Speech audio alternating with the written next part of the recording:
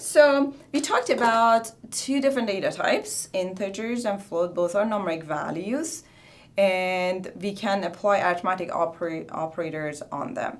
So last video we talked about how the type of the operand will define the type of the result, and how division is different from the rest of the operands that we have. There are two other operands that I'm going to just put here. I'm not going to talk about what they do at the moment, but later on, through different examples, I'm going to show you what they are. So the two, one is called truncating division, and the other one is modulo. So those are additional arithmetic operators that we have, but we are going to talk about them in another video. All right. So in this video, for this video, I'm going to talk about this concept of variables. Okay, what variables are? From the name, it is something that varies, it changes, all right? So if you remember the example that we had at the beginning, that you have this Lego and you want to create this figure, so you put all of those pieces together to create that, right?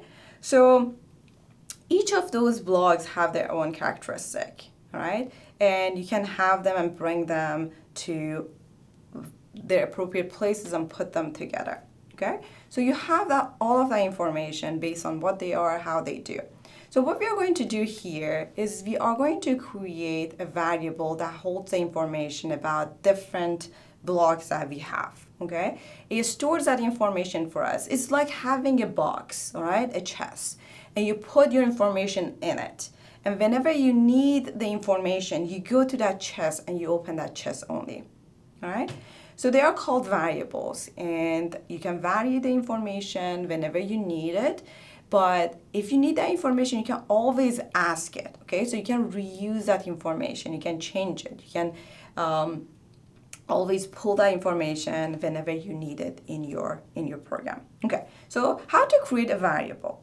So with a box with the safes that you have, all of them have their own specific identifier, right? So when you go to a bank and you have all of the safes, you can identify which safe is where based on the numbers or the letters that are assigned to them, okay? Same thing with variables. You need to assign a name to them so you can identify them, and we call that identifier. So you give them an identity, you give them an identifier, and then based on that, you can always call with that identifier and get the information from it. And then you see what is inside that safe, right?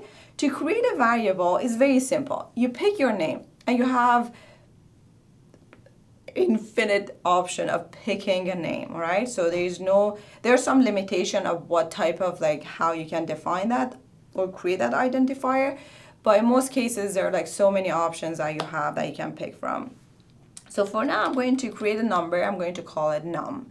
And to assign a value to this identifier, to this variable, I'm going to use this equal sign. So you're basically saying, I have a value and I want to assign it to this variable, okay, or to this identifier. So let's say I want to store 5 into this variable num.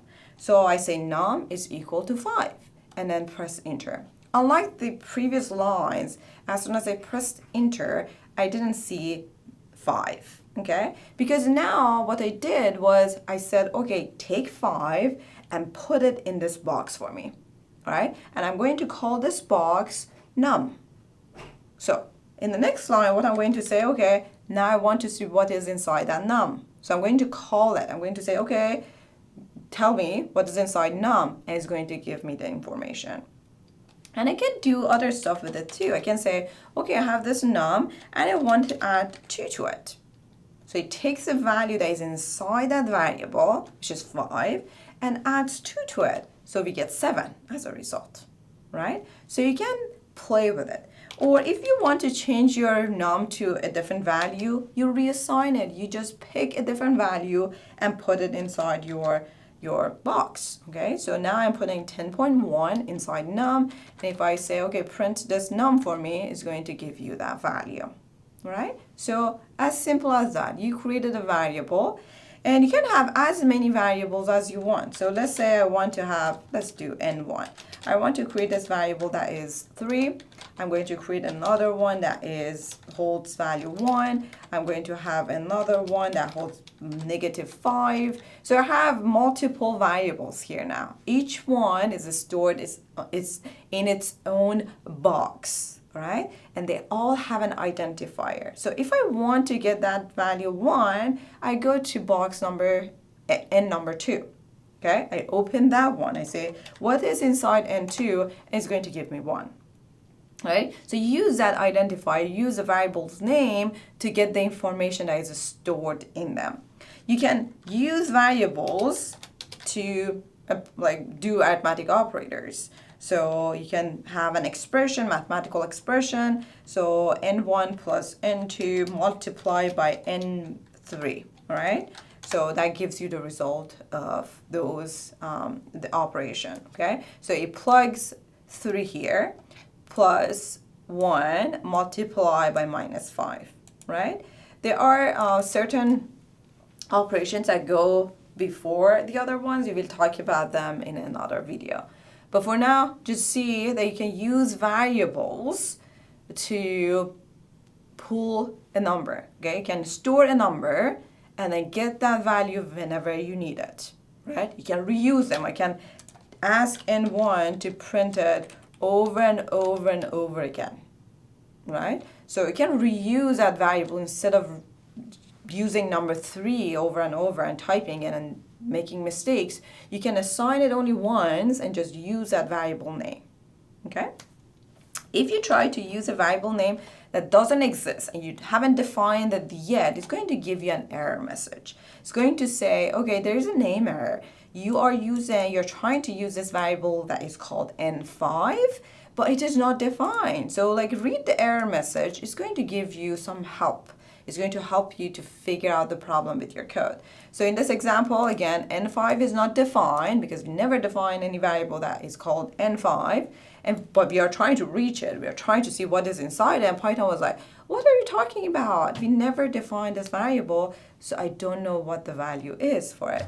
So it's going to give you an error message, and it's going to give you some okay, what did you mean this variable or this variable? And then you can go back and say, oh, I meant n1 or n2 or 3, all right? And you fix your code. Okay, so we're going to stop here for this video, and then the next video we are going to work more with variables.